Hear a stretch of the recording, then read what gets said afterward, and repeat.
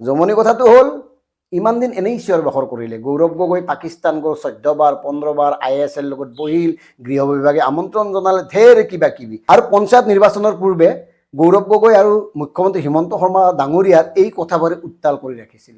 10 ছেপ্টেম্বৰ আহিল, দেখিলে কি হ'ল, SIT ৰিপৰ্টত কি আছে গমেই পালে। আনহাতে গৌৰৱ গগৈ ডাঙৰীয়াই দিল্লীত ক'লে যে তেওঁ হেনো SITয়ে এবাৰো জেৰাই নকৰিলে। মানে কি, তেওঁৰ পত্নীহে জেৰা কৰিলে। আমাৰ কথাটো কি আছিল, মুখ্যমন্ত্ৰীৰ কথাটো কি আছিল যে গৌৰৱ গগৈয়ে পাকিস্তানলৈ গৈছে 10-15 বাৰ, গতিকে তেওঁ পাকিস্তানৰ ISIৰ লগত তেওঁৰ সম্পৰ্ক আছে, তেওঁৰ ব্যৱস্থা ল'ব লাগে। এতিয়া কি হ'ল, SITয়ে কিয় গৌৰৱ গগৈক জেৰা নকৰিলে?